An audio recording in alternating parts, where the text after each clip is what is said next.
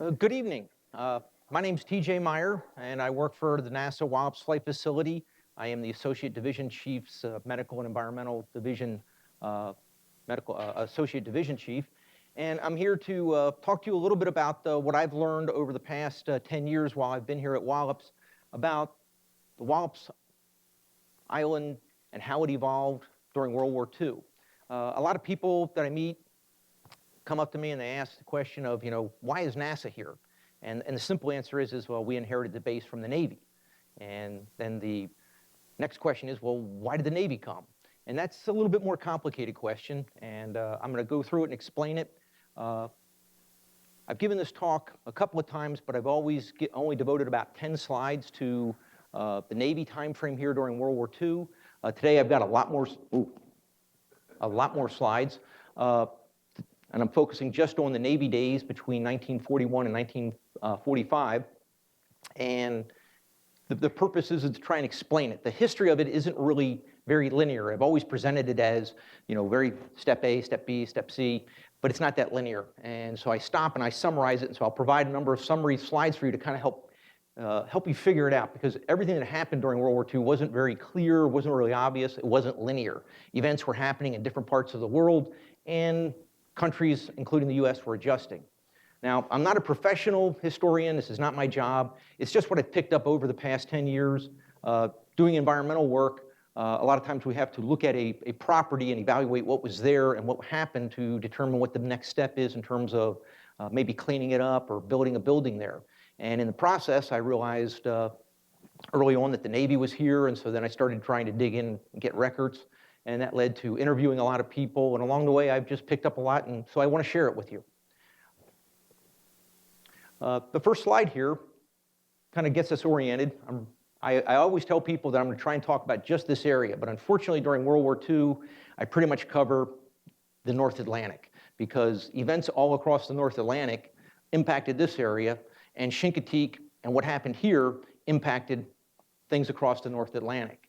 I provided a blue dot on maps to show you where the visitor center is. Whenever you see that blue star up there, that's approximately where you'll be. And so as we go through some historical photos or aerial photos or even maps, you'll look at it and you'll quickly be able to reference yourself by that star. So our story really starts back around 1939 to 1941, when the war erupted in Europe, and Germany pretty much had conquered most of Europe and was pretty much putting Great Britain under siege. And during that time frame, the US was not involved in the war. We pretty much had a policy of trying to stay out of the war, but we did do what became known as the Lend-Lease Act, where we donated or we gave a large amount of ships and airplanes to our allies, and in the process, they lent us or gave us lease to a number of bases, and they'll become really important. I don't know if somebody saw this in advance. It never really was clear, but it sure became very opportunistic for us later on. During the same time frame, there was a group of people that were civilian enthusiasts with airplanes, kind of much like today where people like to fly drones, and so we have lots of people who are civilians playing with small drones. There was a lot of aircraft that were coming available. The military was upgrading their aircraft and going from biplanes to single or fixed-wing aircraft, and so those other aircraft were coming available. So there was a lot of civilians flying, and they saw the need for having a civilian air patrol. And the idea initially was that they would do search and rescue, or they might do some border patrol. And in the fall of 1941, the Civilian Air Patrol developed a program for 90 days in Atlantic City, just to see how it would work.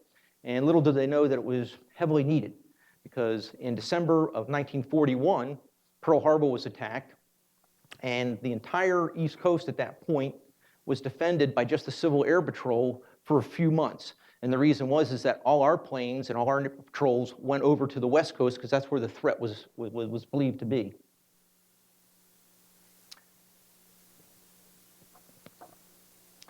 And within about 4 days after Pearl Harbor, Germany declared war on the United States, and their first effort was known as Operation Drumbeat, where they sent over just 5 U-boats, and those U-boats came over and they just cruised the eastern seaboard for about 2 weeks, and in the process, they sank 25 ships and about 125,000 tons of cargo.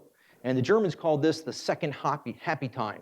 Their first happy time was when they started the same process in 1939 against Great Britain, and Great Britain was completely unprepared for them too. And what I've shown here is a map of the Atlantic, and the arrow that's on here shows pretty much the path the German submarines took, and they made a nice arc, and they just passed right in front of the eastern seaboard. They started about right off of Long Island, came down, and then exited right where Cape Hatteras is, and in the process sank 25 ships. And it only took them 2 weeks to do that. At the same time, we were starting up the Civil Air Patrol, and this shows you the 20 bases that were initially there, and one of the first ones was down at Parksley, and that was Civilian Air Patrol, or CAP Base number 4 in Parksley. And the Civilian Air Patrol really was just, again, a bunch of civilians banding together, and as soon as we started having this threat, Japan and Germany declared war on us, they became much more organized. And between January and March of '42, they trained, they developed some organizational structure to themselves, and they began to start to establish these bases. Prior to this, they were really just flying and doing whatever support they could for search and rescue or helping merchant seamen out. In this case here, they became much more active in looking for submarines and also rescuing crew members from ships that were being sunk. I will say that the Civilian Air Force also spotted probably about 173 submarines. They only were credited with sinking 2. They lost probably over about 50 pilots. Most of the time they lost them because they either didn't have the navigational skills or they ran out of fuel. This slide here shows some pictures from the Parksley Civilian Air Patrol number 4, and the base was really just an old farm. And in fact, the guy who was in charge of it at the time, Major Burnham, when he put out a call for people to come down and join him, he basically said, bring your own plane, bring a shovel, and bring some work gloves, because we won't have an airfield until you come help build it. And so they had an old farm that was just a sandy scrub of land with some small pines on it. They had to clear it. They initially used the family's farmhouse. The family was there for a while with them. The barracks was formerly a chicken shack, and in fact, their logo became a flying chicken dropping bombs on boats, and that was their logo. These pictures here I got from the Parksley Facebook page. They show Major Burnham here with his other people in command, and you can see the types of planes they had. They were not modern planes at all for World War II timeframe. In many cases, they were biplanes. They were fabric and wood planes. The bottom right-hand picture there shows you one of the small F-4 Grumman F-4 Hellcats, or Wildcats, I'm sorry. And it was here probably because the small Civilian Air Patrol base was an outlying field for some of the Navy bases. And so if this plane was in trouble or if this plane needed fuel, it could divert here and get assistance and get fuel. And so the Germans, they continued their raids. And one of the problems that really stymied the U.S. for the first 6 months was our defenses were really weak, and we weren't paying attention to what our allies were telling us. We'd given a bunch of our ships away to Britain and to Russia. We've given a lot of our airplanes away to them to support their effort. So we really had nothing on the East Coast to help patrol, and what we did have, we moved to the West Coast. And we only prepared with shoreline fences. I think many of you have seen the tall towers at the north end of Delaware. That's kind of the approach we were taking. We had nothing to patrol our coastline at this time. The other problem was the Coast Guard was understaffed too. They did not have many boats. We were also slow in changing our shipping habits. By that, the far upper right corner shows you the New York skyline at night lit up. And it took us almost 6 months to realize we needed to turn those lights off to basically help. We were helping the Germans figure out where they were and traverse our coastline by having our shorelines all lit up. So having a blackout situation, it took us 6 months to do that. The other problem was the next photo underneath of that one, our convoys were really easy to spot. and we traveled along unescorted with no support, militarily or otherwise, and they were just easy pickings. And so the lower figure here shows you by the middle of 1942, all those black dots were ships that were sunk. By the end of 1942, they'd sunk over 600 ships, 3 million tons of shipping, and we lost over 5,000 lives. A lot of people aren't aware of this. I really wasn't aware of it until I started, digging into it more. From Delaware all the way to North Carolina, there were ships that were attacked between January and July of 1942, pretty much sinking 1 to 2 a day. So it was pretty prevalent activity.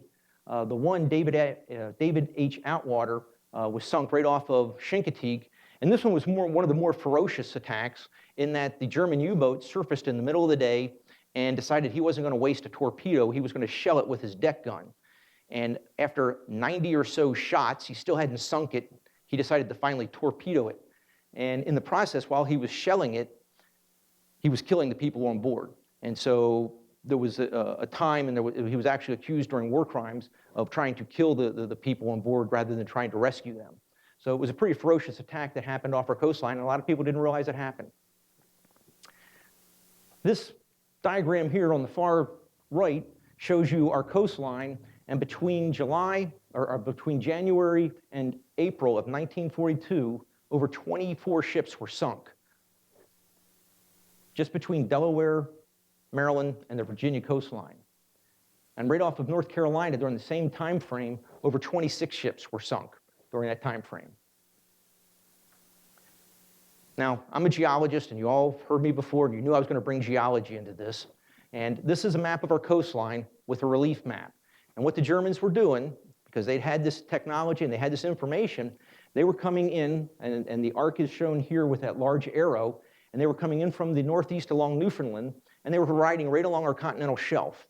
And they were looking for our shipping, our merchant ships, which are shown in the blue arrows.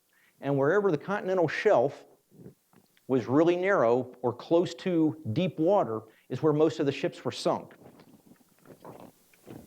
And so as you can see, Cape Hatteras right here is an area where there's very little continental shelf, and so the submarines could be right off the edge, close to deep water, come up, make their attack, and then escape and drift down into the deep water.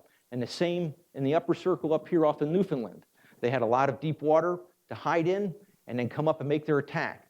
And this was really frustrating because the people that were out trying to look for them, the Civil Air Patrol at the time, were, first off, they couldn't go out that far because they didn't have the capability, they didn't have the fuel, and second off, they didn't have the ability to see them that deep of water. So to kind of summarize, between January, well, in the month of January, about 20 ships were sunk.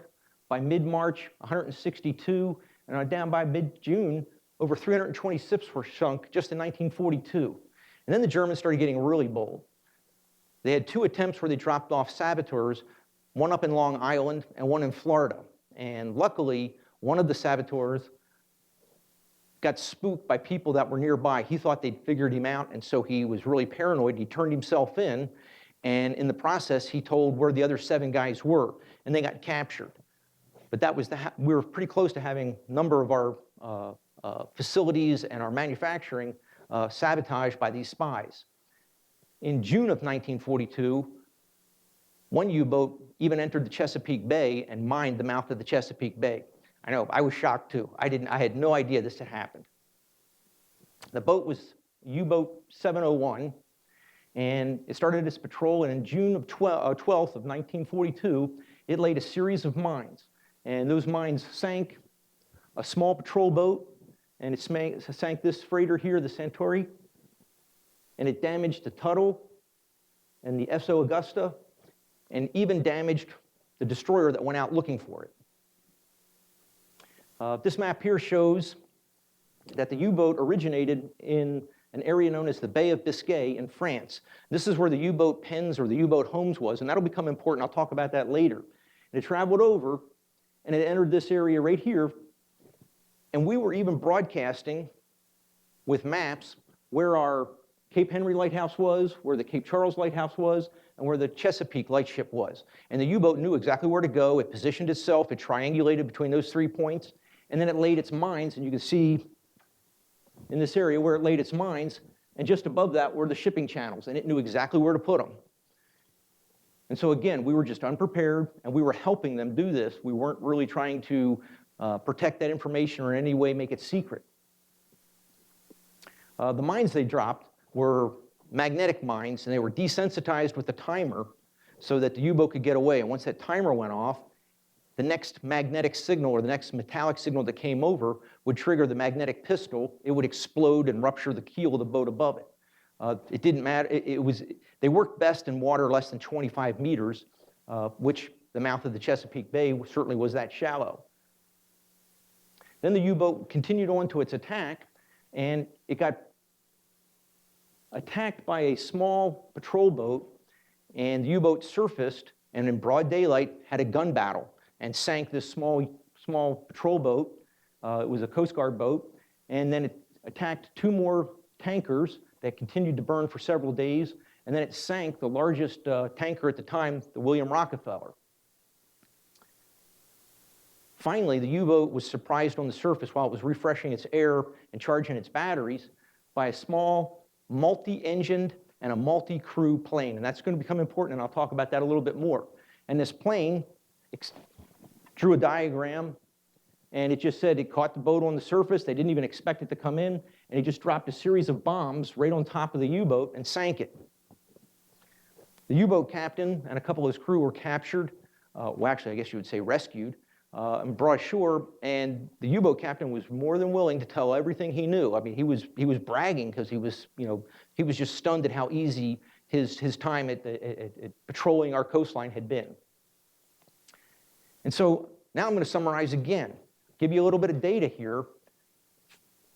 Up until between January and July of 1942, 388 boats had been sunk, 388 Allied ships. Only 28 U-boats had been sunk that time, and only 9 of those were on our waters, were on our coastline, and 4 were in the mid-Atlantic region. So this was the data that the U.S. Navy had at this time to think about. And I'm going to help you dissect the data because it ended up being really valuable, and this is what they did. Starting in January of 14, it took us almost 2 months to sink our first U-boat off our coastline. And then each month after that, we only sunk 1 boat a month. But then starting in June 30th to July 15th, we sank 5 boats in 15 days.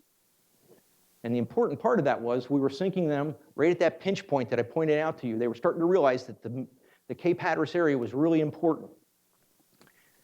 And then they looked at the weapons that were effective against the U-boats, and it ended up being multi-engined, multi-crew aircraft shown in red. This is the small one that I showed you a picture of. This is a patrol boat. This is a similar boat to the one up here, multi-engine. The same one as the one above. And then this was a Kingfisher aircraft, but it was multi-engine and it was also multi-crew. The other thing that was effective in the ones that weren't sunk by airplanes were small Coast Guard cutters or small Navy patrol boats. And the reason was, first off, they were hard for the U-boat to see.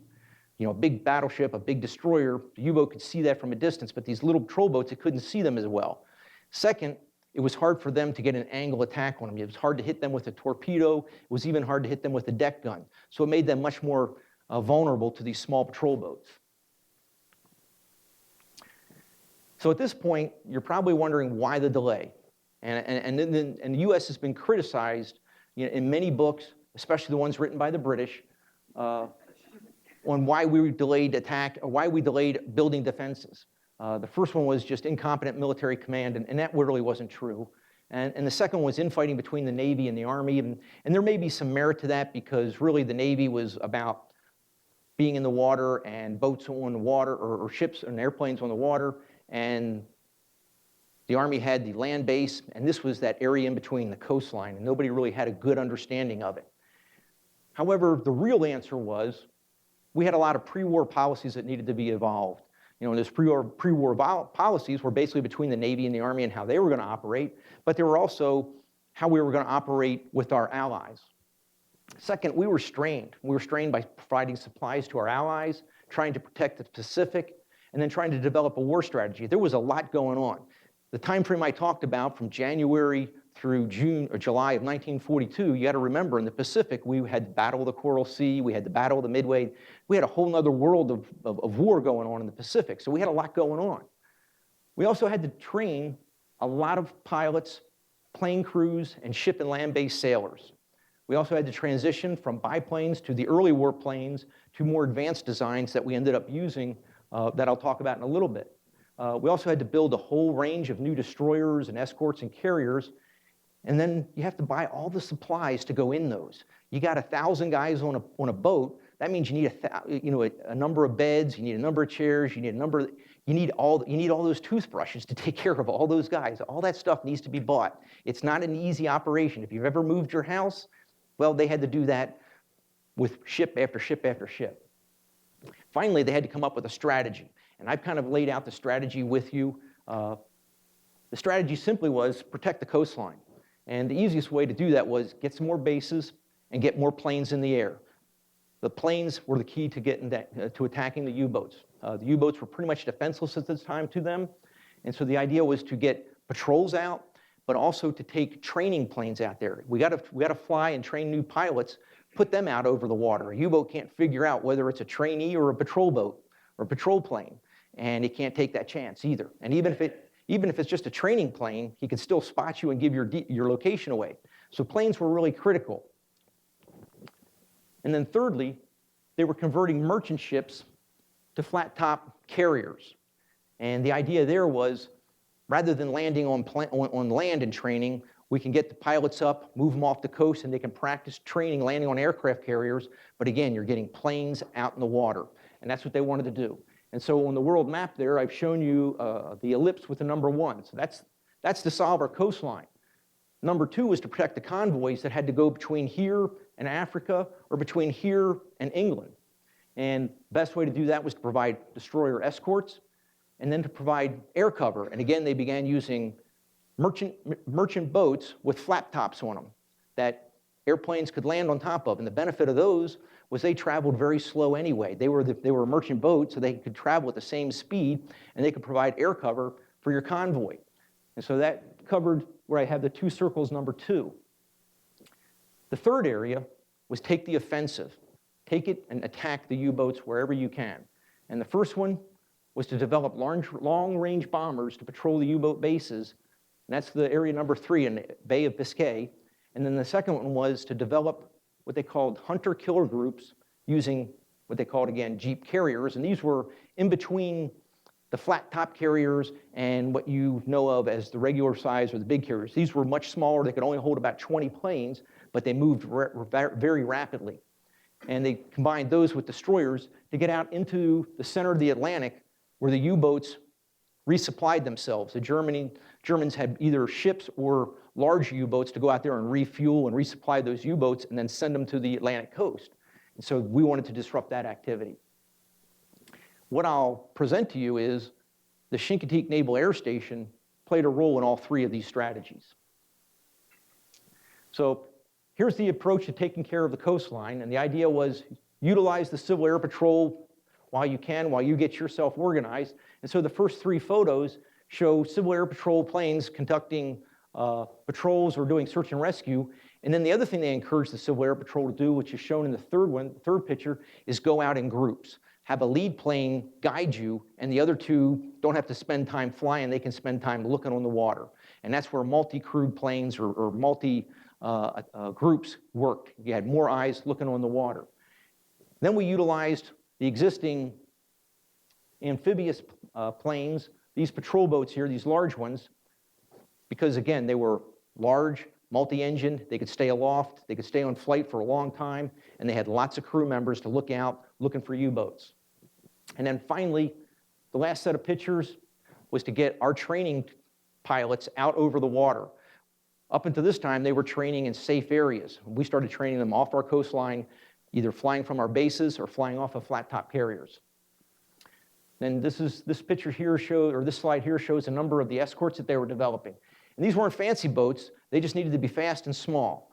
It didn't take a lot, And then once you spotted it, if you could radio your position in, then you could bring in support. And with a convoy, the more destroyer escorts you had with it, they could be moving in and amongst the convoy, or they could be trying to disrupt any kind of U-boat activity with depth charges or smoke screens. And they were highly effective. I just showed this one because I thought it was an oddity. Again, this is, as I was talking to Steve here, there are all kinds of rabbit holes that I would go down to while I was researching this. And these things were known as Q ships, or the Queen's ship. I don't know who came up with the idea, but it was a British idea. I doubt it was the Queen, but they named it the Queen ship. And what they did was they took a boat that they weren't really that interested in, and they filled it with an inexpensive commodity. Typically, it was either water or sand. England needed both, drinking water, and they also needed sand for making concrete, but it really didn't cost a lot. But it made it look like the boat was full of something valuable. But they covered the deck of it with guns, and then they covered the guns with tarps, and the idea was to lure the U-boat in, and then when it got attacked, it could respond, or at least it became what got attacked and not the real valuable cargo. These weren't really super valuable, but they were kind of an oddity. The second strategy was to get flat-top carriers out.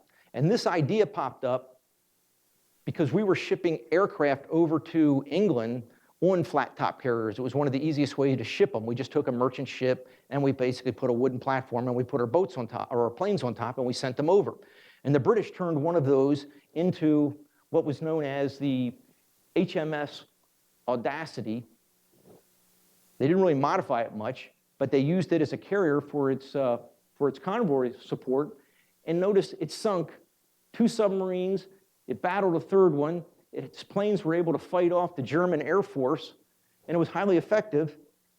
And then the Germans finally concentrated their attack and sunk it up here. But the idea was already set. Once we saw this, this was a way to go. Also shown a little higher up, one of the planes that we gave to the British was known as a Liberator at the time. And it attacked and it sank a submarine up in that area. And we saw that, and that's what we needed to help patrol our coastlines better, was those large bombers. And so the British kind of showed us the path forward, and this all happened back in December of '41 before we were ever in the war, but this information was available. The pictures over there kind of give you an idea of what these carriers look like. And the crews that came here to Chincoteague to train eventually went out to these types of carriers, and they either went along with the convoys or they went out with hunter-killer groups looking for the submarines, and I'll talk about those in a little bit. But the idea was you had to train pilots anyway. They had to get flight time. They had to get landing time on aircraft carriers, and we were just making use of them. And the nice thing was a submarine really couldn't attack these. The submarine wasn't any threat to these, and so it was good training practice. The third strategy that we laid out was to attack the Germans right where the U-boats were coming from, and that was in the Bay of Biscay. They had large, what they called U-boat pens, and you can see the size of it over there, and it was pretty much impenetrable by bombing. These pens were big targets, but they were hard to knock out. We just couldn't destroy them. So what the plan was to use the Liberator, or as the Navy called it the PB-4Y here, to run patrols off the coastline right at the mouth of the Bay of Biscay where those boats had to come out. And the idea was to try and attack them before they could get into the Atlantic. And then the other part of the offensive strategy was to have these hunter-killer groups, which were a small Jeep carrier with about 4 or 5 destroyers around it. And these would go out, and the planes would run a pattern out in front of the aircraft carrier and the destroyers, and when they finally got a ping using their radar, then they would send the destroyers out to bring the boat to the surface, and then our airplanes would attack the boat. And these were really very successful, and I'll show those again some more. I've kind of explained the strategy, because now I'm going to start talking a little bit about what happened here in this area and how the people that came here and the planes that were here, how they filled the gaps of those strategies. Jumping back to July of 1942, the Navy realized the only way to solve this problem was to get planes up. They'd already had what they needed for the Pacific, and now they were going to focus on the Atlantic. So the first thing they did was they built 5 bases right around Norfolk: Oceana, Punga, Fentress, Monogram, and Crees. And these were just small bases to train fighter pilots or torpedo pilots to go out on aircraft carriers. After that, they built 7 more bases, some of them in Virginia, and the bulk of them down off in North Carolina. Several of these bases were, again, more torpedo and aircraft carrier, or torpedo and fighter groups, but 2 or 3 of them ended up either having the large patrol planes or the PB-4Y patrol bomber, which came here and they trained here. Chinooleague was established in March 5th, 1943, and its sole purpose was to make sure that they had active Navy anti-submarine patrol planes here. So they did have a patrol here whose purpose was to go out and purposely look for U-boats. Then they were to train torpedo bombers, and eventually they had some composite fighter squadrons here, and then finally to train those large land bombers. So this gives you kind of a map, shows you where Chinooleague is, and remember, it's no wonder why these were here, because this was the pinch point, and they wanted those planes out over this area here. This is where they wanted. They weren't having much of a threat out in this area here because of that large continental shelf. This was the place they wanted to be, and that's why they put 12 bases in this area. The first 5 looked kind of like this. They were very small bases, and what I want you to pay attention to is the size of the apron here versus the airfield. It's really very small. The runways were very small. You didn't need a big runway if you were practicing to land on an aircraft carrier. So these were much smaller. The apron areas, much smaller compared to the runways. Chinooleague, here's the warm-up apron right here. But the size of the runways were much bigger, and that was because they were bringing that land bomber in, the PB-4Y. And so they needed a much longer runway for it. The photo on the left is from 1938, and the area was mainly just farmland. And I've drawn in a trace of a yellow, and you can see how the road used to cut right through the base.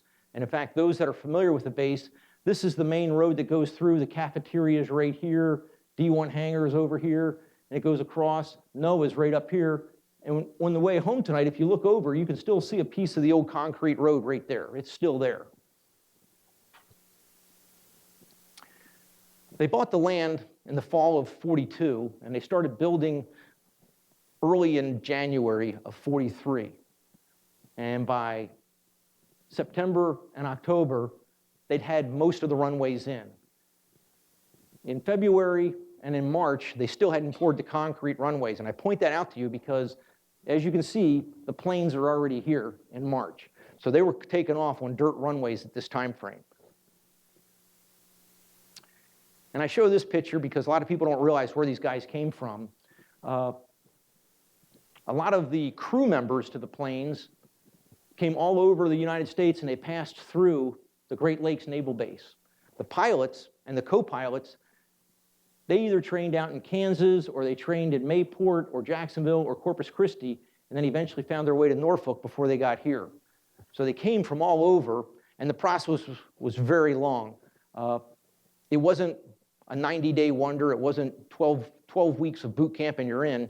The pilots took upwards of almost a full year and a half before they were, capable of coming to Chinooleague to train. So it took a long time, and I'll show you that process coming up. So this slide here summarizes the squadrons that were Chinooleague during World War II. And the first one, which I'll talk about, was the one that really ran the base. This would have been very similar to the contractor that runs the NASA facility now. This was known as the Headquarters Squadron 2, which later became Fleet Air Wing 5. And Fleet Air Wing 5 controlled all of the Norfolk area. So all the bases, all 12 of these bases that were around the Norfolk area, were under their operation. And I'll show you some pictures of those because I was able to find them recently.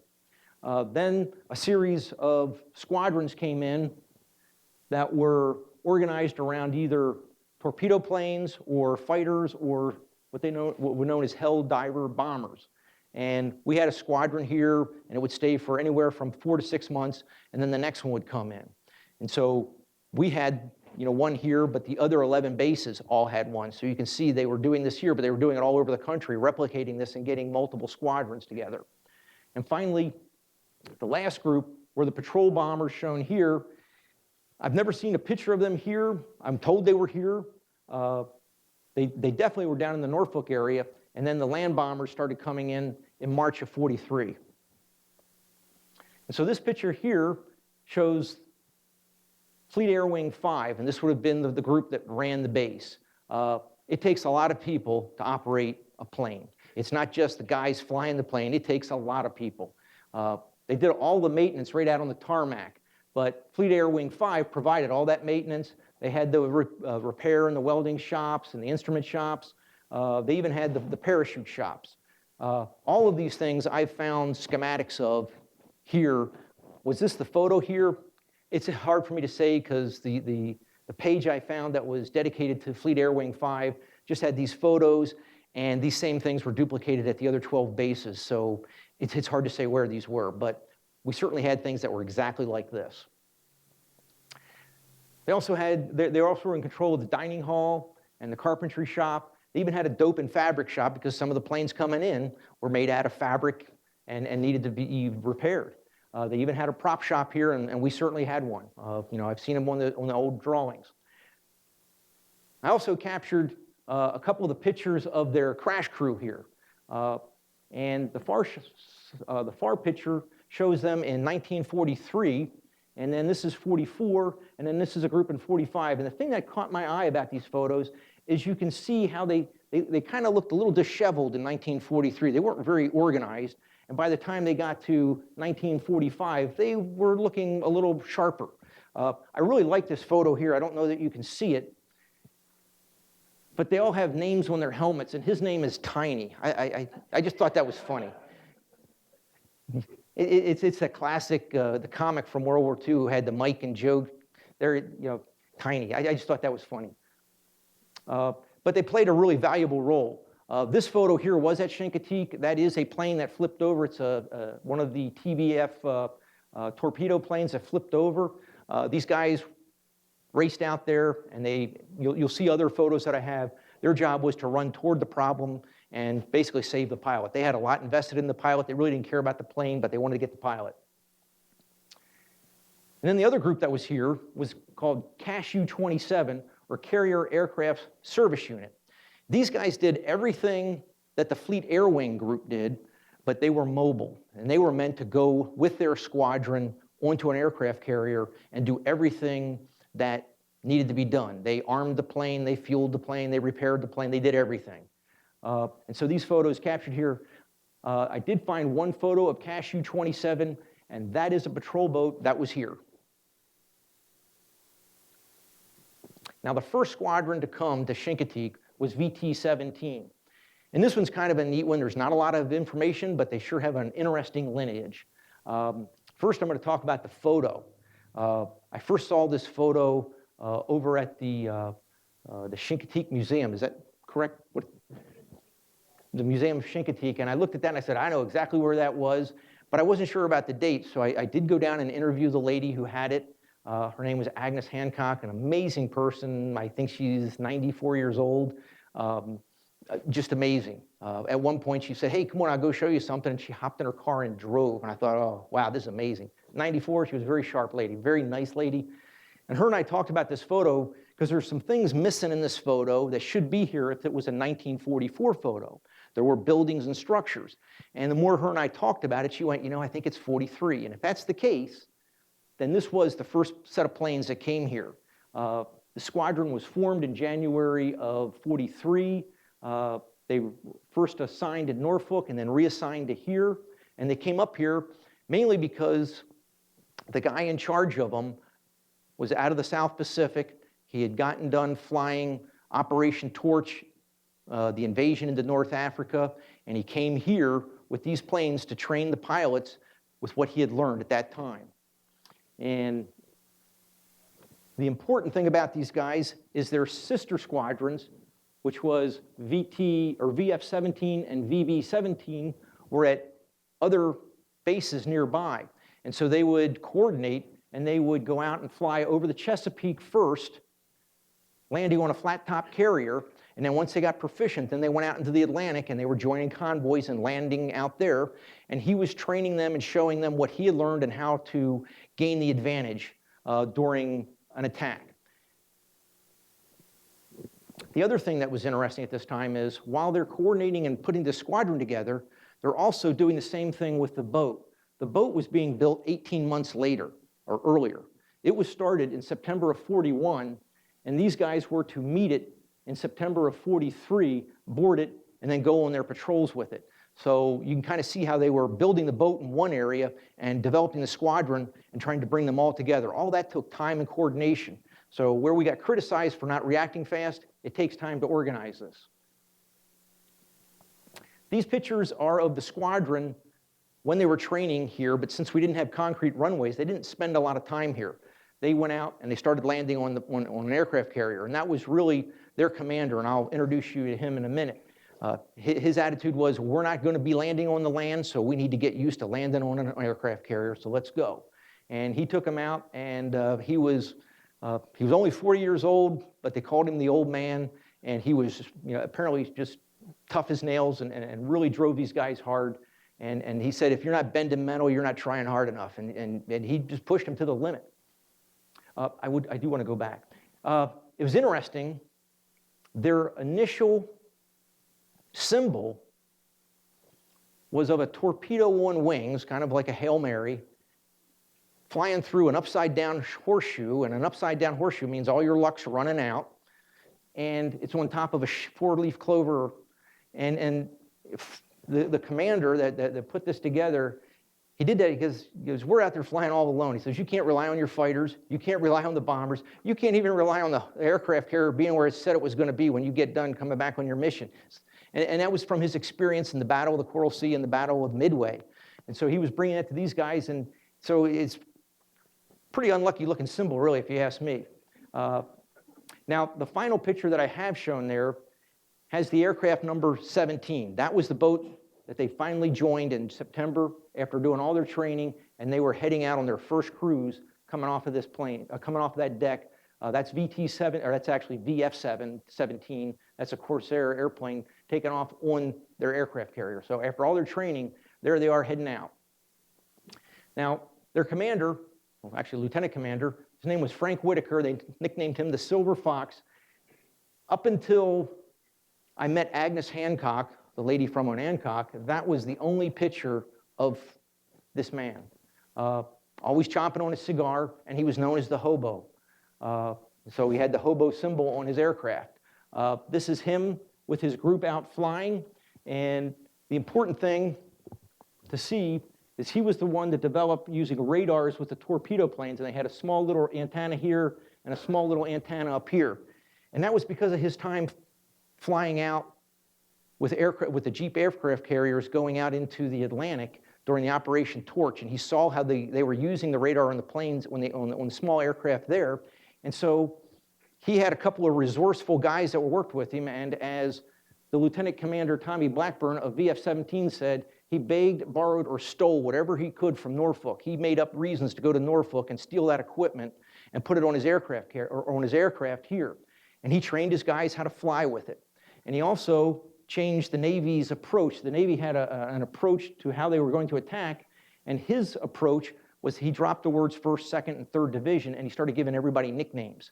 And nobody could figure out who was attacking when because only the aircraft that he was flying with knew what their nicknames were. And he theorized that the Japanese could speak English, and they could figure it out, and they had radios. And so what he did was he called his different divisions different nicknames, and when they would attack, he didn't say, we're going to attack now, he called it Chow Down. And when they were going to head home, it was called Hobo Town.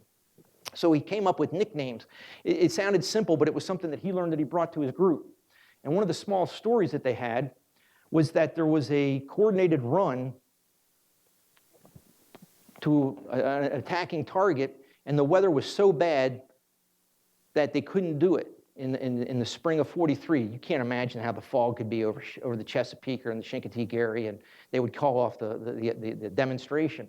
But his group went up with the fighters and the bombers out of the other Air Force bases, and because he had the radar on it, they were able to find the target ship and run perfect bombing runs on it.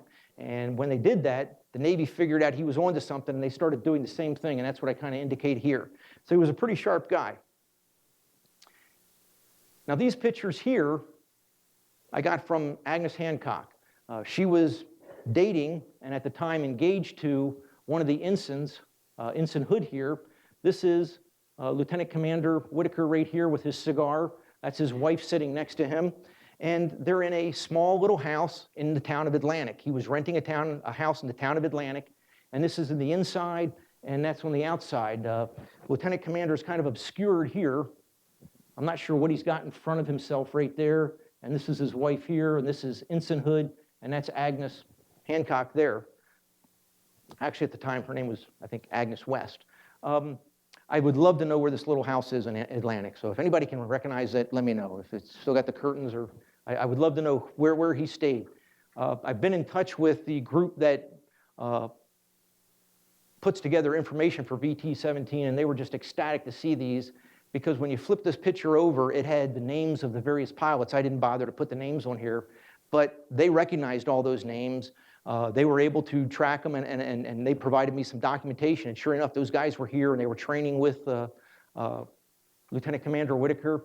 And unfortunately, about half of those guys did not come back from the Pacific. But it was pretty neat.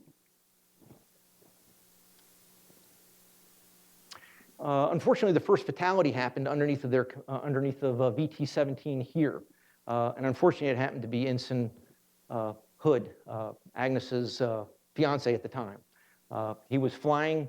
What they were doing was they were evolving into what they called aircraft familiarization, where they would go up and a fighter from one of the sister squadrons would come over, and the TBF Adventure plane would try and evade, and it would go through various maneuvers. And during that process over the town of Horntown, the plane just lost control and it crashed there. And both the pilot and the crewman were killed in that area. And then just a week later, 3 planes went missing, flying up from Norfolk to join some of the squadrons here, or join the squadron here in some maneuvers. So this kind of was a sobering thing for a lot of the crew members. Interestingly enough, I was able to contact a family of this gentleman here, Daryl Davis. And Daryl joined VT-17 here in April of 1943. He could very well have been one of the replacement pilots for Ensign Hood. I don't know, but he joined them rather late. Everybody else was here earlier. He came later. So I can only surmise that. What's interesting, these pictures are what his family provided me, and this is here at Chinooleague. This is right out in front of the fire department at Chinooleague on what's known as the warm-up apron. And that's him with his TBF Avenger. What's really interesting is when you went through his log books, because he kept pretty accurate control, he was here through June of 43, and then in July through September, he was out in the Atlantic on one of those hunter-killer aircraft carriers doing anti-submarine patrols between here and North Africa, going out into the center of the Atlantic. Once he got his flight time in, by September 1943, the USS Bunker Hill was ready, and they joined it, and then they went over to the Pacific. And if you look at that last line, you can see the number of engagements that this guy was in. It was pretty amazing. And by the end of World War II, they had given up their earlier patch, which showed the torpedo in an upside-down horseshoe sitting on top of a 4-leaf clover, to a fist holding a lightning bolt, and they became known as the Fist of the Fleet at that time. They led a lot of the number of evasions, a lot of the number of attacks. So everything that Lieutenant Commander Whitaker trained them and pushed them to was really kind of neat, and it happened here. So one of the more famous people that passed through here in the torpedo planes was President George Bush. He did come here in October of 1943, just when VT-17 left.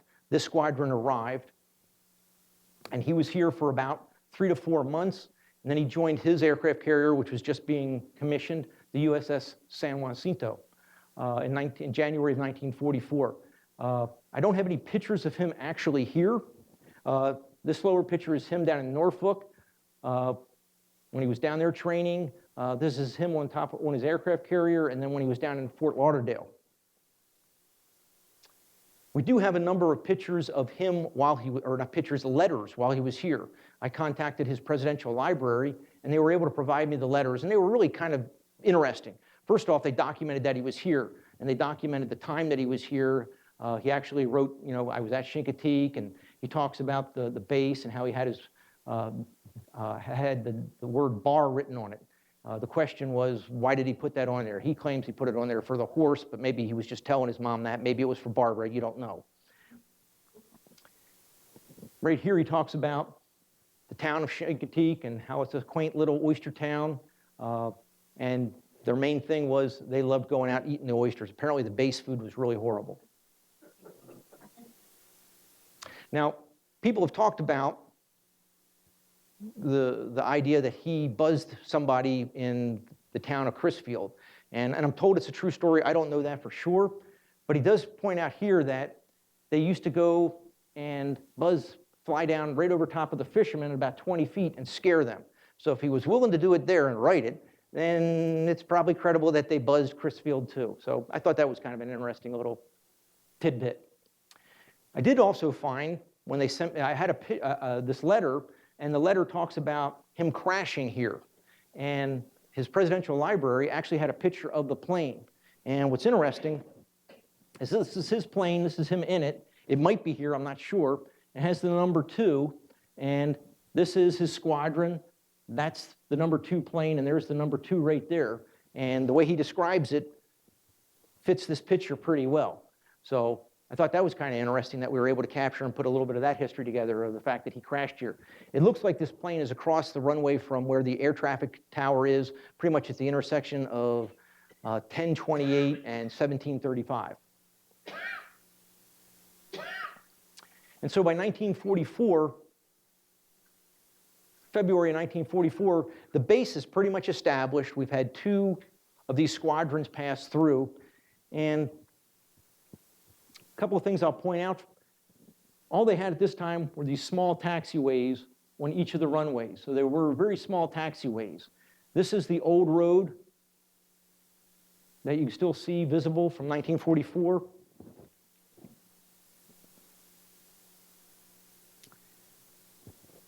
And so then they went into a large, major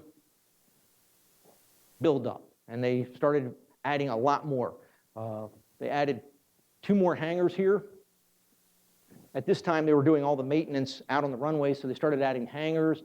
They started adding all these buildings back here, and they started adding barracks back here. This is where the cafeteria is now. It was built in 1944. And then there were barracks right here that would have been in front of the E buildings on the base.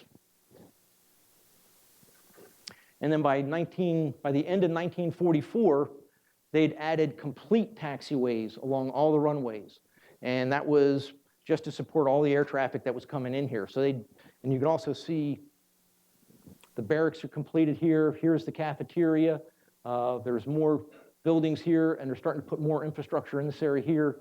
And the D1 hangar is already built. And so the last small squadron that was here was Carrier Air Group 75. And they brought, because the base got bigger, they brought the entire group here, not just the torpedo planes, but they brought the fighters and also the bomber planes here. And shown in the picture here is a Helldiver here, and these are the TBFs up there. And the far side is another TBF. I was able to contact the family of this gentleman here, and they had a bunch of photos that I was able to get a hold of. The picture here taken of the whole squadron is in front of the D1 hangar. There was a nice page that talked about the Carrier Group 75, and they showed them training. This was probably here because this is where they were located. They had a small plane in a building with the wings cut off, and they trained the gunners how to operate the guns, how to move the guns, and they would have targets moving across the ceiling, and they would track the gunner to see how well he would do and then help him in what he was doing. So they'd move from being in the field to actually being in a building to help train them. The other thing I found interesting is about 1944, they started taking a lot more pictures, and you'll see that evident coming up. This slide here shows how much training goes into putting together a pilot. The pilots didn't show up here until about week 45, and then they continued more. So you can see just how much training they put in, over a year and a half before they were actually considered competent to then go off on to their assignments and their missions. And that didn't include their boot camp and their pre-flight. Once they got here, they had a small thing called a link trainer, which they put the pilot in, and then they put the pilot under a number of conditions just to see how the pilot would respond to it. And then they would get him up and start flying. And they flew around the base first, and then they would go out to sea and start landing on the carrier.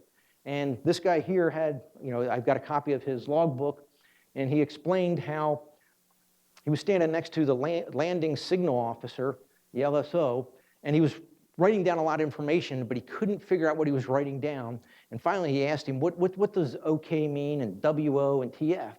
And he explained, OK means it's a good flight. You get a thumbs up. The WO is a wave off. It means you weren't doing things right, and I waved you off to go do it again. The TF is you're coming in too fast. The TS is too slow to land on an aircraft carrier. The DNIG is dropped nose into the groove, which is a good thing. And TAW is turning all the way, which is a good thing. And the last one, which I thought was really kind of interesting, stands for damn near killed us all. And so once these guys got competent at flying, he gave them basically a certificate and signed them off and said, go out, land on an aircraft carrier, and don't bend that metal. And unfortunately, they did not heed his advice. They bent a lot of metal, landing out. You can see here, these are wooden decks that they were landing in. These are the small Jeep carriers that they were landing on right off the coastline here. And all the training that I talked about, all of that is shown right there, right out of this guy's logbook. And they documented everything. In 45 and 44, they just took a lot of photos. And they pushed those planes to the limit, and they caused a lot of damage. Interestingly enough, I got some of these photos from this gentleman here who will pop up in a later photo. He was a photographer here.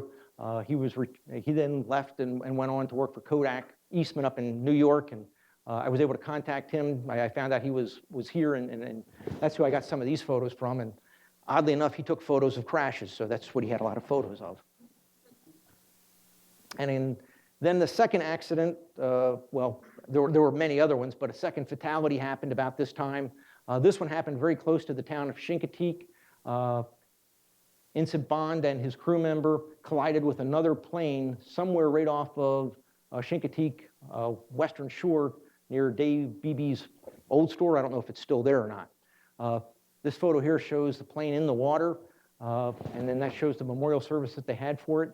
And I point out Captain or Lieutenant Commander Bond's name. I'll show that, remember Bond in a minute. So the next group that we'll talk about, and we're kind of jump back because these squadrons were coming different times, but I wanted to talk about them kind of sequentially, is the large patrol bombers. And these had most of the crews coming here. And the reason was there were just so many of them. The other planes, the fighter pilots, there was just one guy in the plane. The bomber, the Helldivers had 2, maybe 3, and then the TBFs had 3. But these guys had anywhere from 9 to 13 guys, depending on what their mission was. I didn't meet any of them, actually. I contacted a lot of them. I spoke to a lot of them. I've got some stories to tell about many of them. Charles Lindstadt was, actually, he's got a number of YouTube videos. And so if you were to go out and YouTube and look for him, they're rather long, but they're very good. He was associated with a group in England who I've been in contact with at Dunkswell. There's a memorial group there because they just love these guys. And they've got records of about 5,000 of them that passed through their area. And so they interviewed him, and they had him come over, and he told a lot of the stories that he had.